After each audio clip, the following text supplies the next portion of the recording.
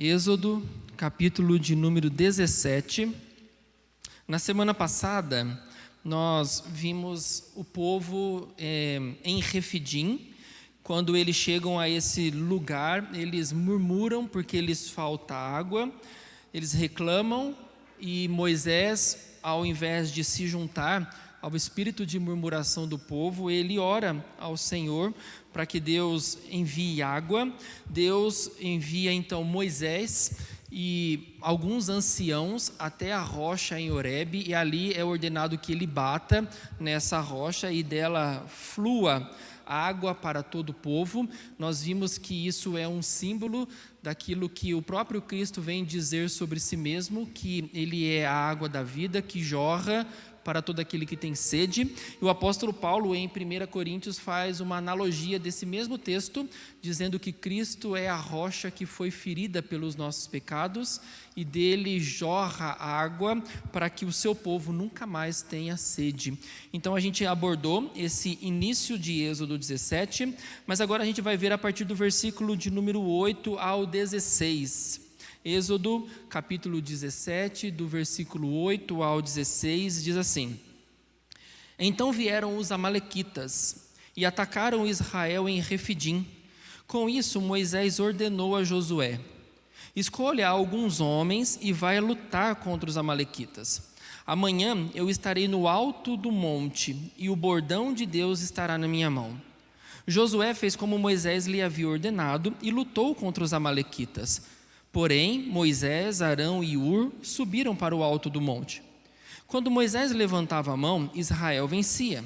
Quando, porém, ele abaixava a mão, os amalequitas venciam. Quando as mãos de Moisés ficaram pesadas, pegaram uma pedra e a puseram por baixo dele para que Moisés se sentasse. Arão e Hur sustentavam as mãos de Moisés, um de um lado e outro do outro. Assim, as mãos dele ficaram firmes até o pôr do sol.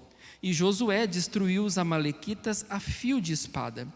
Então o Senhor disse a Moisés: Escreva isto para memória num livro e repita-o a Josué, porque eu vou apagar totalmente a memória dos amalequitas da face da terra.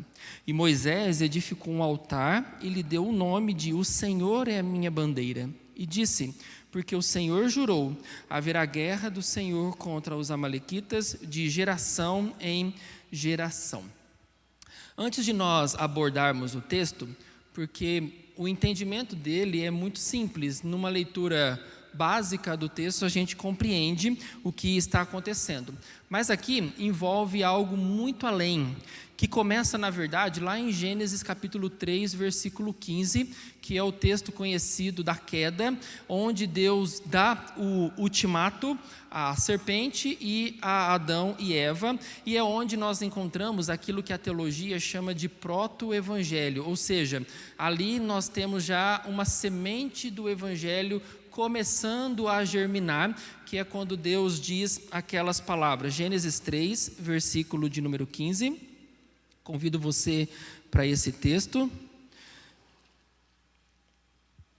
Porém, inimizade entre você e a mulher, entre a sua descendência e o descendente dela. Este lhe ferirá a cabeça e você lhe ferirá o calcanhar.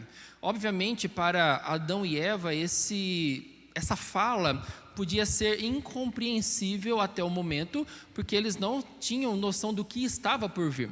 Quando eu e você lemos esse texto, a gente já sabe que aqui faz referência à pessoa de Cristo, que é aquele que vai ser ferido no calcanhar, mas com a força que lhe é dada, ele vai ferir a cabeça da serpente, ele vai esmagar a cabeça da serpente. Então eu e você lemos esse texto e para nós ele é muito claro, porque eu e você já temos a história na mão para podermos entender. Mas para Adão e Eva, isso ainda ficava no escuro. E com certeza para a serpente também, porque apesar da sua astúcia, não tinha domínio sobre o futuro e sobre a história daquilo que Deus já havia determinado. Mas esse texto, ele começa mostrando que haverá uma inimizade entre a semente da mulher e a semente do mal. Essa inimizade é como um abismo intransponível, onde não há conexão entre ambos.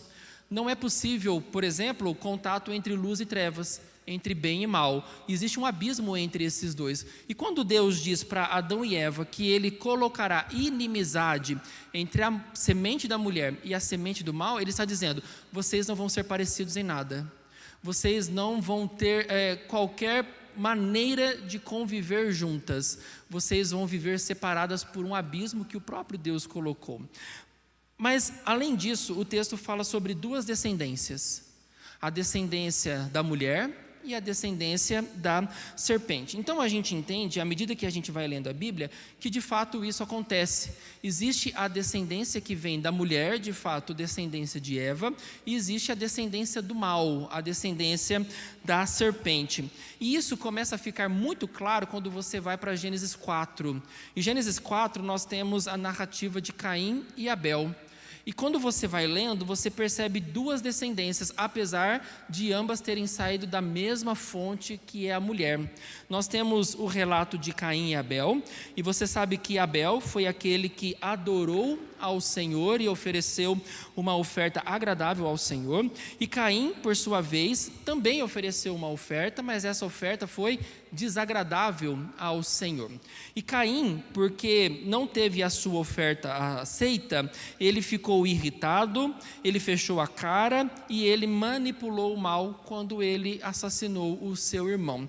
E diante disso, a gente entende que Caim fez uma escolha, e a sua escolha foi pelo lado de Satanás. E aí a gente começa a ver que a história sempre vai caminhando com esses dois lados. De um lado, há a serpente da mulher, que honra, adora e serve ao Senhor. E de outro lado, há a semente do mal, que persegue, que é contra Deus e contra todos os valores do reino de Deus. E a história, ela sempre é assim. Sempre vão existir estes dois lados que nunca vão se conectar, porque eles são opostos. E um autor chamado Gerhard van Groningen, ele escreve num livro dele chamado Criação e Consumação, e ele chama esses lados opostos de antítese.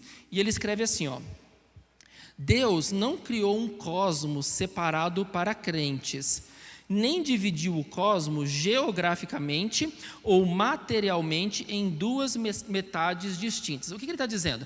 Que Deus criou um mundo só. E quem convive nesse mundo? A semente da mulher e a semente da serpente. Deus não criou um mundo só para crentes, mas Deus criou um mundo só, e nesse mundo que Deus criou, os dois lados vivem nesse mundo, tanto o lado da semente da mulher, como o lado da semente do mal. A realidade é que Deus estabeleceu dentro do cosmos, entre a semente de Satanás e a semente da mulher, uma linha divisória, um tremendo abismo que separaria as duas sementes. Essa linha divisória tem sido e deverá continuar a ser chamada antítese. Então entendam, dentro do mundo que nós vivemos, um mundo só, existem dois lados. O lado que são a semente da mulher, que são aqueles que amam, adoram e louvam ao Senhor, vivem para o reino de Deus. E existem também o lado daqueles que odeiam a igreja, não amam a Cristo, opõem-se à pessoa de Cristo e batalham contra Cristo. Isso você vê claramente acontecendo na nossa vida cotidiana.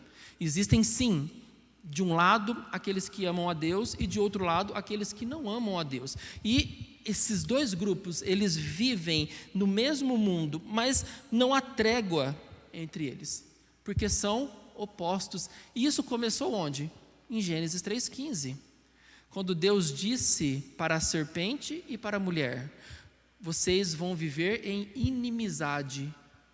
Não tem como conectar vocês. Não tem como vocês viverem unidos, porque vocês são distintos. Vocês escolheram um lado, e agora vocês vão viver a partir do lado que vocês estão vivendo. A pergunta é, como a gente sabe qual foi o lado que Adão e Eva escolheram? Repito, Deus, ele na queda separou dois grupos. Isso é claro para você?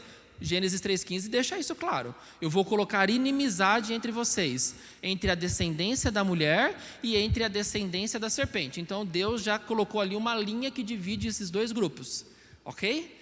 Então a gente já entende, e o que a gente vê hoje, essa inimizade entre povo de Deus e não povo de Deus, já começou ali em Gênesis 3,15, porque Deus instituiu essa linha divisória entre esses dois grupos. A pergunta é, como nós podemos ter certeza que Adão e Eva compreenderam e escolheram um lado? E aí? As consequências que vieram para Adão e Eva foram, na verdade, agora vocês estão nesse mundo e vocês estão nessa batalha de grupos diferentes. Quando Deus diz, olha, a serpente você vai rastejar pela terra e vai comer do pó da terra. Agora o homem vai ter que trabalhar, vai ter que suar o rosto para ganhar o seu sustento e a mulher vai ter dores de parto. Deus está dizendo assim, agora vocês estão fora do jardim do Éden, então vocês estão na arena de batalha. Agora vocês estão numa batalha que não era para vocês lutarem, porque eu preservaria vocês aqui no jardim. Mas agora, como vocês pecaram e foram contra a minha ordem, vocês estão no campo de batalha e vocês têm que lutar. Vocês não vão ficar aqui só olhando o que está acontecendo. Vocês estão no campo de batalha porque vocês me desobedeceram. Então, quando eles sentem o castigo de Deus na pele, é como Deus jogando eles para o campo de batalha e dizendo, vocês vão ter que batalhar agora, porque vocês me desobedeceram. Mas o versículo de número 20, do capítulo 3 de Gênesis, dá para nós um sinal da escolha, quando Adão dá à sua mulher o nome de Eva, por ela ser a mãe de todos os seres humanos. O que Adão está entendendo aqui? Apesar do nosso pecado, e qual era o castigo do pecado? Lembra-se qual foi o castigo que Deus deu para Adão e Eva quando eles comessem do fruto que era proibido? Vocês vão morrer. Esse era o castigo. Mas Deus, na graça bondosa dele, e a gente chama essa expressão de mitigar, Deus ele abrandou o castigo, porque Deus poderia matá-los ali, porque a ordenança de Deus era, não comem, porque quando vocês comerem, vocês vão morrer. Mas Deus graciosamente abrandou a pena desse casal, e Adão entendeu, olha, Deus foi gracioso para conosco, Ele poderia ter nos matado, porque a gente pecou contra Ele, nós desobedecemos, mas Deus não nos matou. E o versículo 20 mostra que Adão entendeu essa graça que Deus deu a eles, e ele fala assim, o seu nome Eva, o seu nome mulher vai ser Eva, porque de você vai vir muitos seres humanos. Qual era o castigo? A morte. Deus foi misericordioso com Adão e Eva, não os matou. Deu a eles o castigo de terem que trabalhar, de terem que labutar arduamente para ter o pão, de ter filhos com dores, mas Deus preservou a vida do homem e da mulher. Adão entendeu, isso foi graça de Deus, foi bondade de Deus, porque Ele poderia ter matado a gente, mas Ele nos amou e Ele nos preservou a vida. Então Ele dá o nome da mulher de Eva, você vai ser a mãe de muitos seres humanos. Então isso já faz a gente entender de que lado Adão está. Estou do lado daquele que graciosamente preservou a minha vida. Isso é claro para vocês? Mas aí a gente tem Eva. Qual foi a escolha de Eva? Você vai achar isso em Gênesis 4:1. Gênesis 4:1. Adão teve relações com Eva, a sua mulher. Ela ficou grávida e deu à luz a Caim. Então ela disse, adquiri um varão com o auxílio de quem? Do Senhor. Então Eva entende que o que ela está gerando foi com o auxílio do Senhor, que misericordiosamente preservou a vida dela e do seu marido. Então, nessa divisão de abismos que Deus criou, em Gênesis 3:15, a gente vê que Adão e Eva fazem uma escolha. E qual é a escolha de Adão e Eva? Pelo lado do Senhor. Nós, no meio dessa inimizade, nós vamos ficar com o Senhor. Nós vamos entender que Deus preservou a nossa vida da morte e vamos servir e amar a esse Deus que cuidou e preservou de nós. Mas aí, onde fica o lado da serpente? Quando Caim mata o seu irmão. Percebam que Caim, ele teve uma advertência de Deus.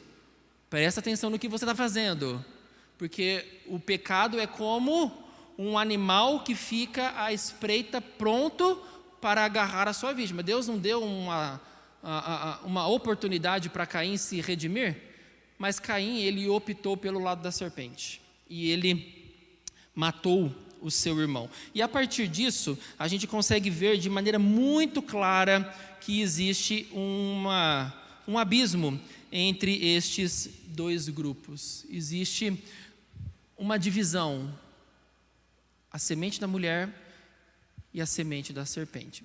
E a gente vê a história acontecendo dessa maneira. Mas como aquele autor que eu li no começo disse, que Deus não criou mundos diferentes para cada semente, essas vivem juntas no mesmo mundo, Deus não impediu, por exemplo, que a semente da serpente desenvolvesse coisas. Por exemplo, quando você lê a história de Caim, ele sai depois que ele mata o seu irmão e ele constrói uma cidade. Então Deus dá habilidades também para que a semente da serpente faça coisas, mas tudo o que eles fazem é com o intento do mal. É impulsionado pelo seu pai, que é o próprio Satanás. Eles são movidos de acordo com as diretrizes daquele que os gerou, daquele que os comanda, daquele que trabalha na vida deles. Então a gente percebe, irmãos, que essa divisão de grupos sempre existiu. A semente de Deus e a semente do diabo. Isso fica claro para vocês? Isso faz sentido para vocês? Quando você olha a realidade que nós vivemos, veja a história. Pessoas que sempre lutaram contra valores, contra o reino de Deus, contra cristãos, pessoas que sempre se opuseram.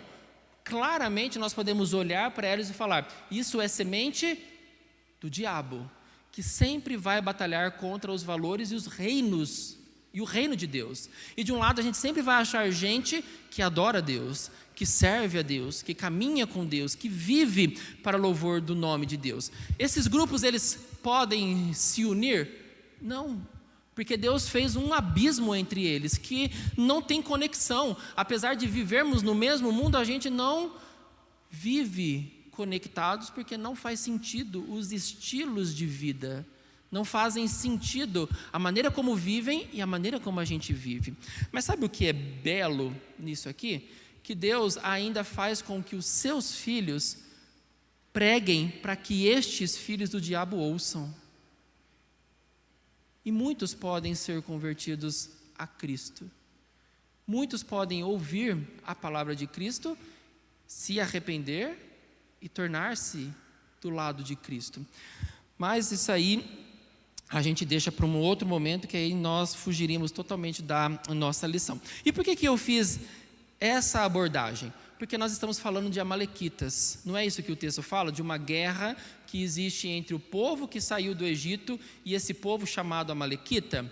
Porque os amalequitas, eles são um tipo dessa coisa que acontece nesse abismo que acontece entre povo de Deus e povo de Satanás. Os amalequitas são o tipo claro de oposição e de inimizade com o povo de Deus.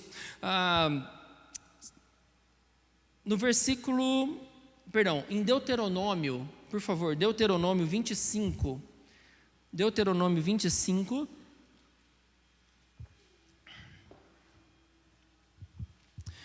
17 a 19.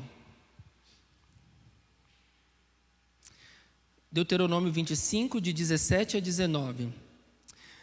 Lembra-te do que te fez Amaleque, como te veio ao encontro no caminho e te atacou na retaguarda todos os desfalecidos que iam após ti, quando estavas abatido e afadigado, e não temeu a Deus.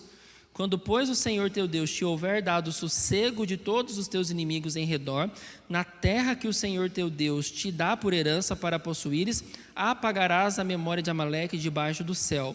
Não te esqueça. Os amalequitas, eles eram oposição ferrenha ao povo de Deus. Eles eram cruéis. Percebam que no texto fala que eles atacavam quem? Aqueles que ficavam por fim, lá no finalzinho da fila, quando já estavam cansados, abatidos, não tinham mais forças, eles atacavam por trás. Porque eles começavam pelos mais fracos, iam de pouquinho em pouquinho exterminando o povo de Deus. Mas quem são os amalequitas? Os amalequitas eram descendentes de Esaú. Se você abrir a Bíblia em Gênesis 36, 12, vai falar sobre eles. E eles criaram uma tribo que vivia de lugar em lugar no deserto do Neguebe. Então eles foram chamados de amalequitas e eles eram inimigos cruéis do povo de Deus. Então percebam que existe uma linha, um abismo claro. Povo de Deus de um lado, Israel, povo que Deus escolheu para si. Qual é a oposição? Os amalequitas, aqueles que lutam contra o povo de Deus. Então eles são esse claro exemplo de que existem esses dois grupos que guerreiam, uns pelo lado de Deus e outros pelo lado de Satanás.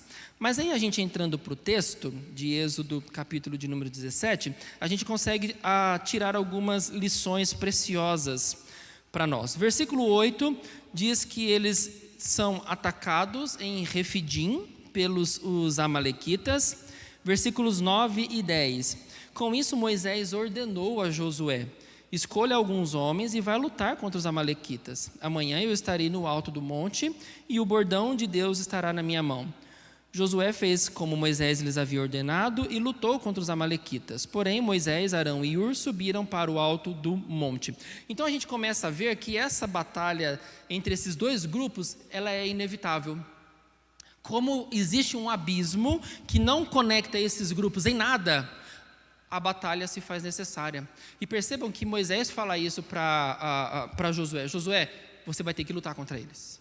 Você vai ter que descer e você vai ter que batalhar contra esse povo. Você vai ter que se colocar em guerra, porque a batalha, a luta, não é uma opção. E é interessante isso, porque nós vivemos nesse mundo e lutar pelo reino de Deus não é uma opção. Nós temos que nos encarar nessa batalha. Nós precisamos entrar nessa batalha, porque nós não podemos simplesmente ficar olhando do lado de fora. Nós temos que saber que nós somos chamados para defender o reino de Deus, o reino do nosso Senhor e Cristo. E essa batalha, ela é digna de ser batalhada. Lutamos pelos valores do reino de Deus. Lutamos pelas coisas de Deus. Nós batalhamos pelo nome do nosso Senhor e Salvador Jesus. A igreja é convocada para isso. E quando você lê a Bíblia, você vê que muitas imagens de guerra são usadas na Bíblia, mostrando exatamente que a nossa vida aqui não é uma vida de turista, mas é vida de alguém que deve sempre estar preparado para uma batalha. E a nossa vida é uma batalha pelas coisas de Deus. Nós lutamos pelos os valores do reino de Deus. Nós não cedemos, por mais que o mundo invista contra, a igreja tem que permanecer fiel e obediente ao Senhor. A igreja sempre tem que estar empunhada das suas armas de guerra, porque essa batalha não pode ser deixada de lado. Não podemos olhar para ela e não lutar. Devemos batalhar. E é exatamente isso que Moisés fala para Josué. Josué, você tem que descer e você tem que batalhar essa batalha. Mas essa batalha não é enfrentada com qualquer arma. Não é uma batalha que a gente usa armas humanas ou armas nossas, capacidades nossas.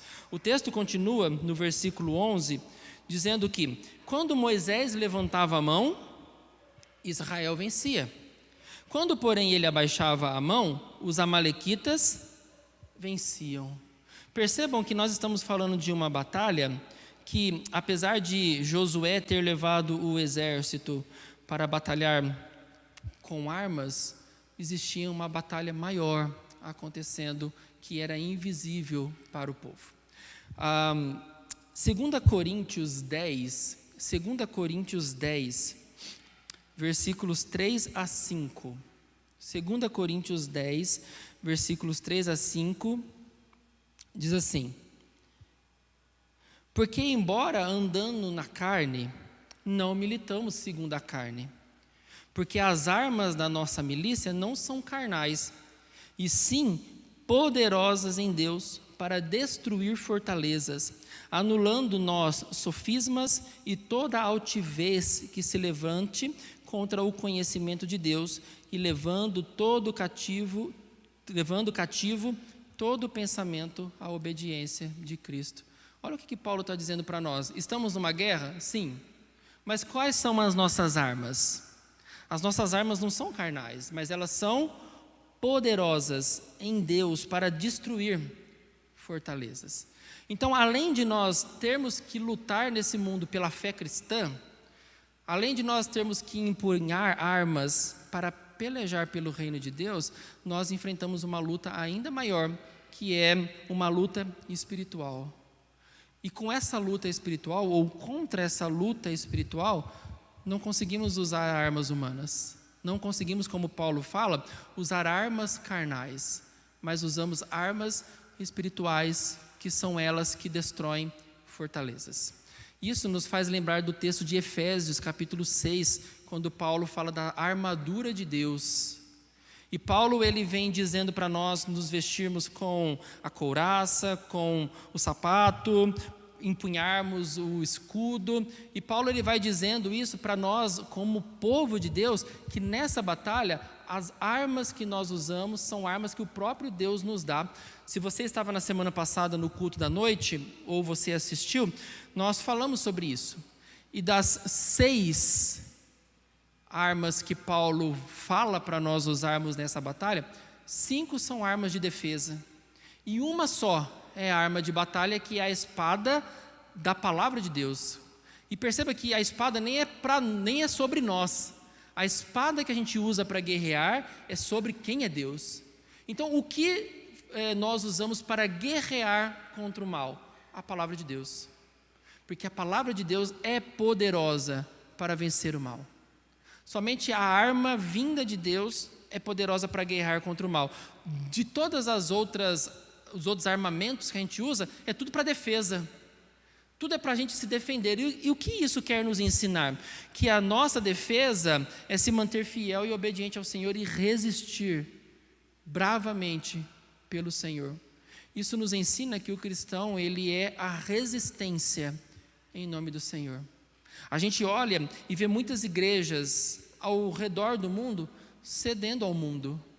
Igrejas apoiando casamentos homossexuais.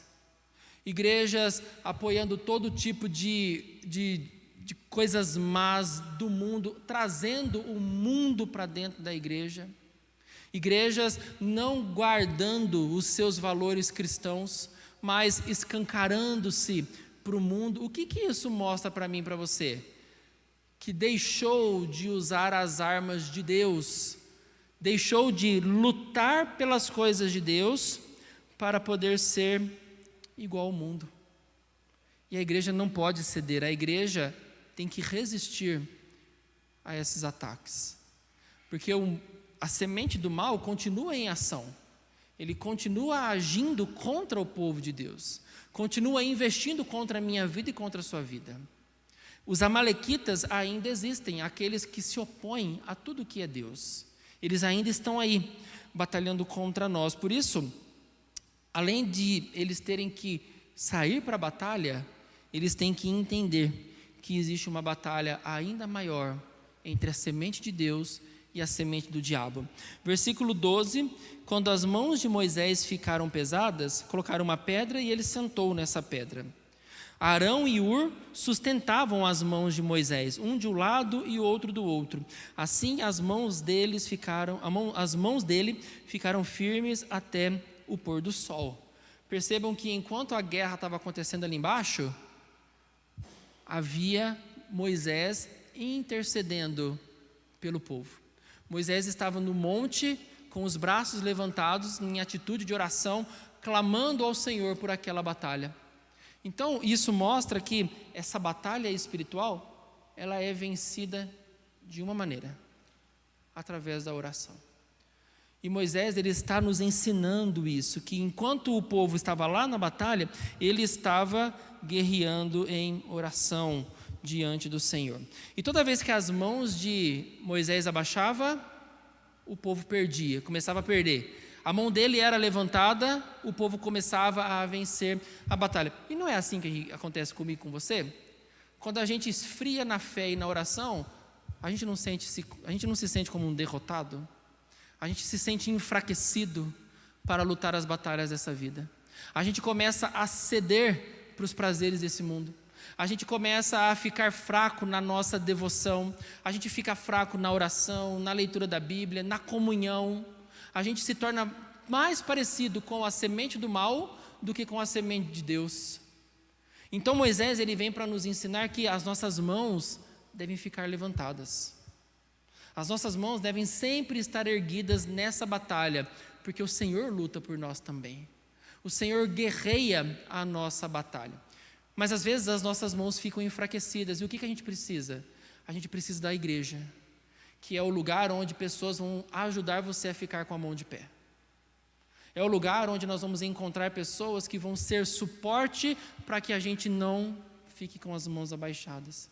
Por isso que quando a gente negligencia o privilégio de participar de uma igreja, do culto e de estar em comunhão com as pessoas, nós muitas vezes vamos nos sentir enfraquecidos, porque não vamos ter quem apoie as nossas mãos e nos faça seguir em frente na batalha que estamos inseridos.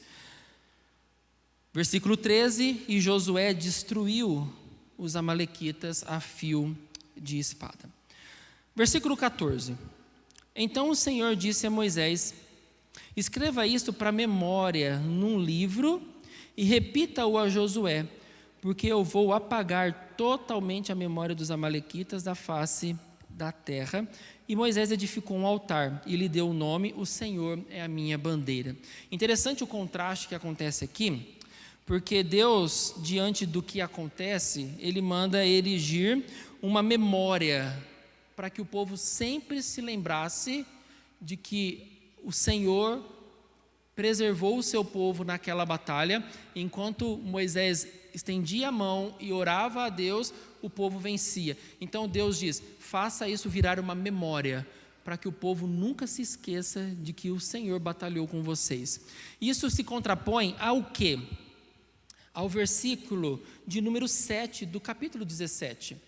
Lembra-se que a gente estudou na semana passada que o povo murmurou e reclamou e Deus mandou erigir um lugar que fosse chamado Massá e Meribá, porque o povo contendeu e tentou o Senhor.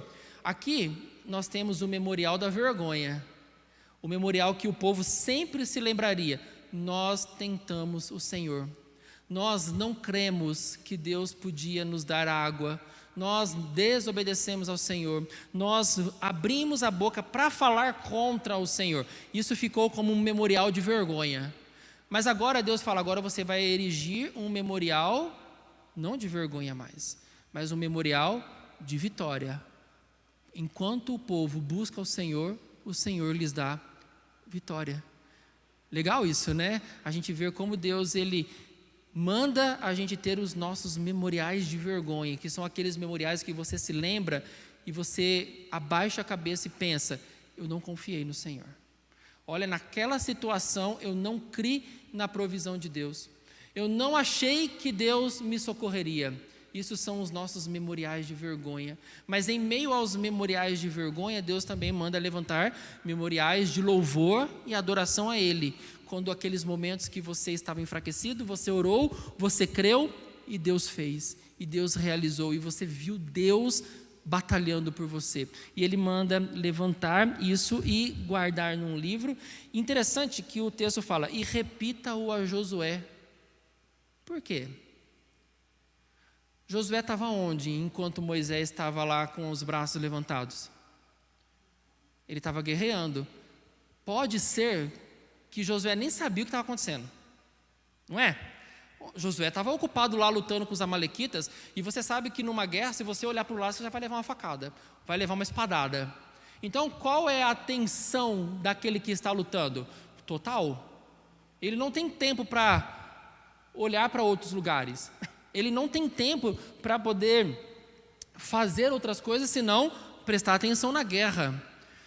E Josué estava totalmente envolvido com a guerra, mas ele estava lutando armas humanas. E quando eles ganharam, qual poderia ser a sensação de Josué? Vencemos. Nós somos muito bons. Nós conseguimos lutar contra os amalequitas e desbaratar esse povo. Nós empunhamos as nossas armas e conseguimos vencer um inimigo forte. Nós destruímos. E o que Deus manda dizer? Escreva num livro e repita para Josué, para que ele não ache que foram as forças deles que venceram essa batalha. E a gente precisa sempre revisitar esse livro, porque inúmeras vezes a gente acha que as batalhas da vida a gente vence sozinho.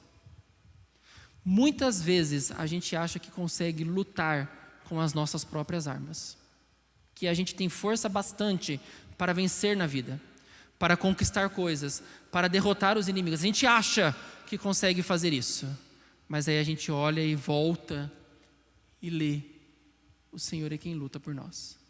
O Senhor é quem guerreia a nossa batalha. E eu acho que isso foi tão instrutivo para Josué, que se você abrir sua Bíblia lá em Josué 6, e eu convido você para lá, Josué 6.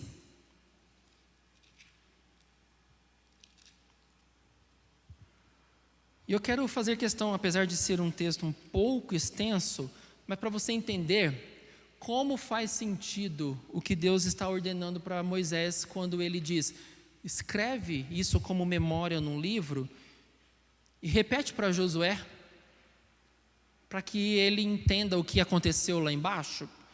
Ora, Jericó estava rigorosamente fechada por causa dos filhos de Israel. Ninguém saía nem entrava. Então o Senhor disse a Josué: olhe, estou entregando nas suas mãos a cidade de Jericó, o seu rei e os seus valentes. Vocês, todos os homens de guerra, devem rodear a cidade marchando ao redor dela uma vez. Façam isso durante 6 dias. 7 sacerdotes levarão 7 trombetas de chifre de carneiro adiante da arca. No 7º dia, rodeiem a cidade 7 vezes e os sacerdotes tocarão as trombetas.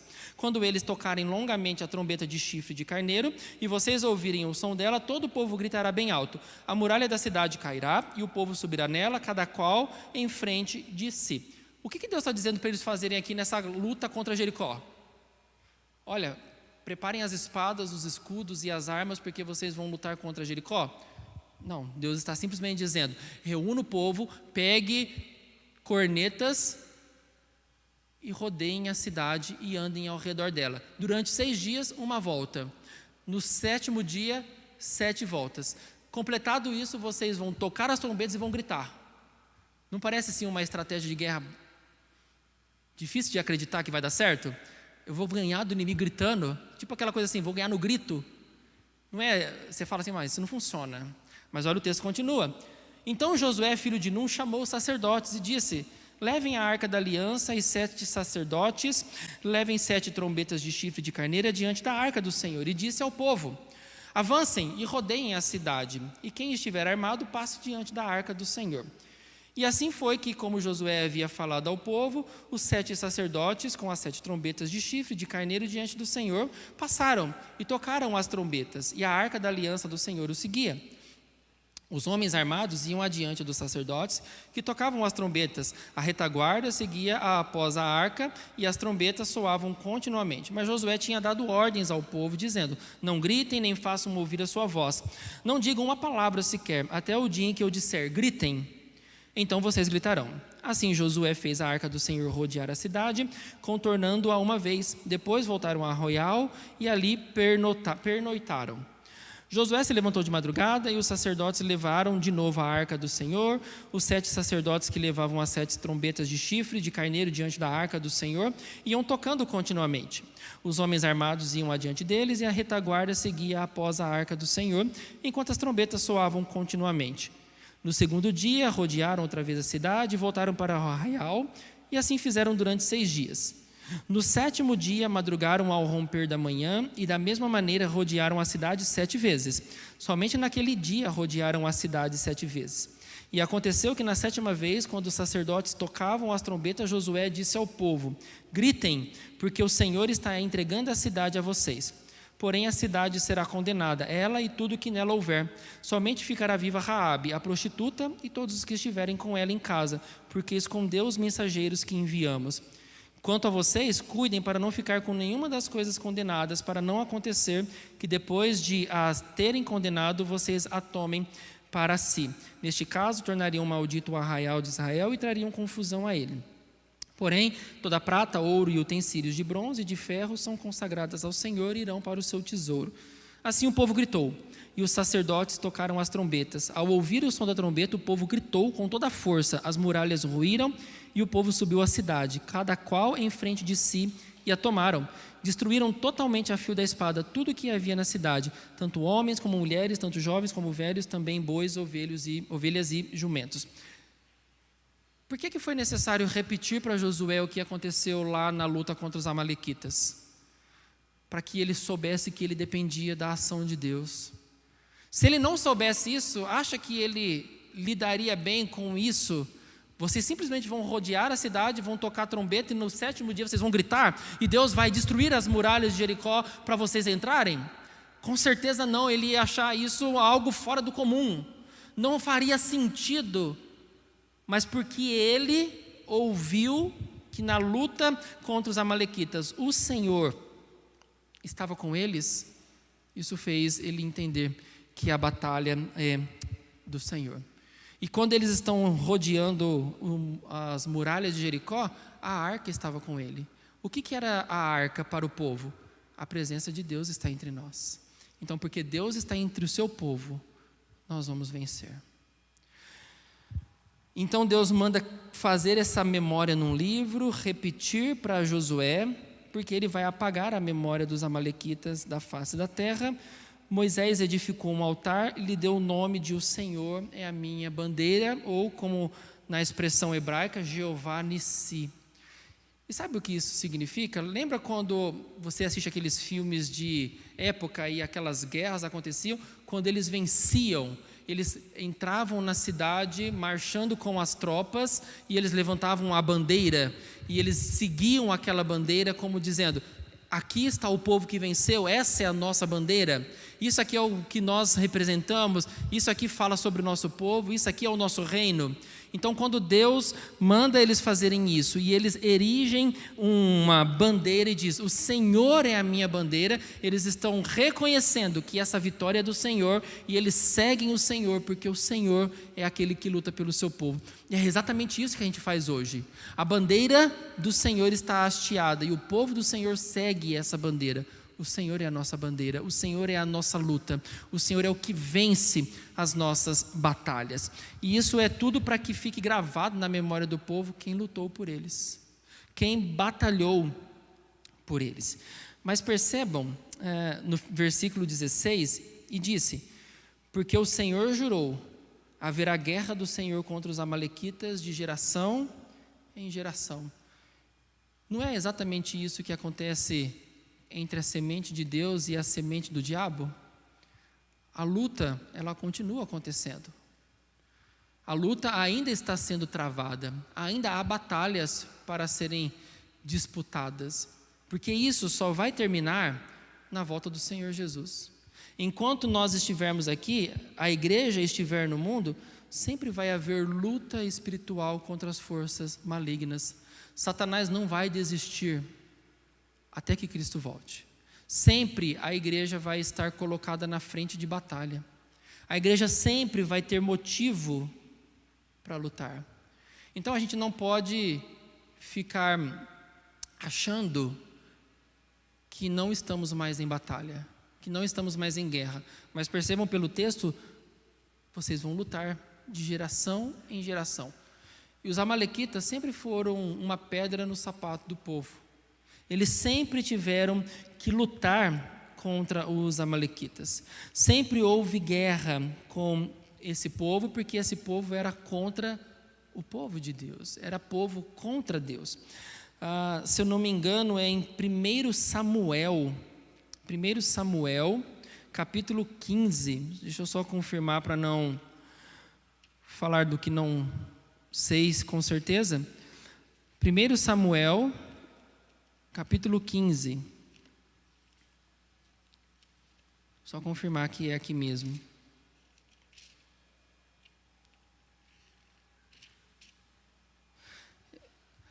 A desobediência de Saul e sua rejeição. Aqui, quando Saul ele é rei de Israel, Deus manda que ele vá guerrear contra os amalequitas. Olha lá o versículo 2 de 1 Samuel 15. Assim diz o Senhor dos Exércitos: castigarei Amaleque. Pelo quê? Pelo que fez a Israel, colocando-se no caminho de Israel quando este saía do Egito. Perceba que Deus disse: vai sempre haver guerra entre vocês, os amalequitas. Aqui em 1 Samuel há a confirmação de que essa guerra perdurou. O povo de Deus sempre teve que lutar. E Deus dá uma ordem para Saul para que ele vá, invada o território dos amalequitas e extermine tudo. Mate tudo. Não é para deixar nada. Nem crianças, nem animais, nem homens, nem mulheres, nada. É para vocês exterminarem tudo. Saul vai à batalha, só que ele desobedece. Ao invés de exterminar tudo, ele preserva o rei dos amalequitas e ele preserva os melhores animais. Quando Samuel vai falar com Saul, ele chega para Saul e ele ouve som de ovelhas. E ele fala assim: o que é isso que eu estou ouvindo? E Saul dá uma desculpa: nós preservamos os melhores animais para sacrificarmos ao Senhor. E qual é a resposta de Samuel para Saul? Deus não quer sacrifícios, Deus quer obediência. E percebam então que ao longo das Escrituras nós vamos ver essa batalha acontecendo, e essa batalha sempre vai acontecer. Os amalequitas, povo contra o Senhor, sempre se farão presente. Sempre vai existir estes dois grupos, que eles não são em nada parecidos. Esses dois grupos, eles vão estar no mesmo lugar, como nós estamos hoje, como filhos de Deus, vivendo ao lado de filhos do diabo. Nós vivemos juntos, mas os corações não seguem o mesmo Senhor. O coração não caminha na mesma direção. E essa inimizade sempre vai existir, sempre vamos ter que entender essa batalha. E essa inimizade não é apenas para coisas espirituais, mas é para todas as áreas da vida. O crente sempre vai lutar contra a influência do mal em todas as áreas da vida. Sempre vamos ter que batalhar contra os desejos da carne, contra as nossas vontades de dinheiro, de sexo, de fama, de conforto. São as lutas que o crente tem que lutar, porque é exatamente isso o que o inimigo procura contra o povo do Senhor. Então, quando a gente vai para esse texto de Êxodo, a gente percebe que mais do que lutar contra os amalequitas, o texto está falando de uma guerra que sempre vai existir entre o povo de Deus e o povo do inimigo. Estamos sempre numa guerra, de geração em geração, mas existe um memorial que diz que o Senhor é a nossa bandeira. O Senhor é o que luta as nossas batalhas. Nós não precisamos nos sentir fortes o bastante para acharmos que a gente consegue vencer sozinho.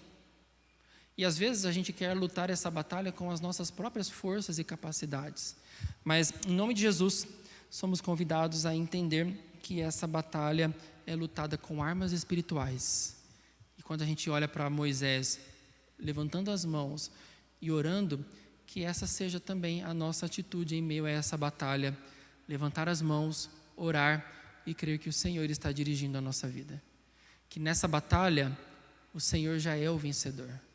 Que nessa luta que nós experimentamos, Cristo já venceu. E porque Cristo venceu, nós já somos mais do que vencedores. Então essa é uma batalha já vencida. Mas o inimigo, apesar de saber disso, ele vai continuar investindo contra nós. Ele não vai deixar de usar as suas armas malignas para derrubar o povo de Deus, para destruir o povo de Deus, para abafar a igreja. Mas nós continuamos seguindo a nossa bandeira, continuamos orando e crendo que o Senhor nos dará a vitória completa no dia da vitória de Cristo, quando Ele voltar nas nuvens para buscar o seu povo. A gente caminha exatamente para isso. Nós não desanimamos, não paramos, porque nós cremos que um dia a luta vai acabar. A batalha vai terminar. E como soldados, estaremos diante do nosso general, que é Cristo. Amém? Que isso fique claro para nós e que você entenda-se como um soldado de Cristo em batalha. Não pare de lutar, mas que você continue vendo que o Senhor está conosco e nós vamos vencer em nome de Jesus. Amém? Vamos nos colocar em pé, vamos orar e agradecer a Deus pela sua palavra. Obrigado, Senhor, porque Tu nos ensina na Tua palavra que estamos numa guerra que necessitamos lutar pelo reino e pelos valores do reino de Deus. Mas nós sentimos também, Deus, que somos fracos demais para essa batalha, que muitas vezes cedemos e nos sentimos fracos e incapacitados. E por isso, Deus, nós oramos, porque o Senhor é a nossa única fortaleza. O Senhor é aquele que nos habilita as mãos para a batalha. E o Senhor é quem nos mune de capacidades para continuarmos de pé. E com o Senhor nós sabemos que vencemos. Por isso, ó Deus, eu peço a Ti que não nos deixe desanimar nessa batalha. Que o Senhor não nos deixe ficar prostrados diante da astúcia do mal, mas que nós possamos ficar de pé, seguindo o Senhor, que é a nossa bandeira, e sabendo que o Senhor é aquele que está conosco e que nos faz caminhar triunfantemente. Não nos deixe ficar abatidos, Deus, diante do mal. Não nos deixe ficar totalmente perplexos diante do que acontece, mas que a gente continue olhando somente para o Senhor e caminhando contigo, ó Pai. E que a gente aguarde, como bons soldados, o dia em que voltaremos para casa e estaremos com o nosso Senhor. Porque sabemos, Deus, que esse mundo não é a nossa casa, mas aqui é uma arena de batalha, onde nós todos os dias devemos estar preparados para lutar o bom combate do Senhor. Assim como o próprio Paulo escreveu: combati o bom combate, acabei a carreira, guardei a fé, e agora a coroa está me preparada.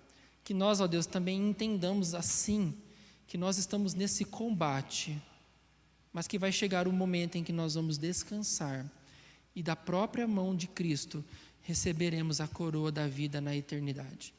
Então, Deus, que a gente permaneça assim, firmes, focados, sabendo que o mal não desiste, que usa todas as armas, todos os dias, todos os instantes, para nos fazer cair.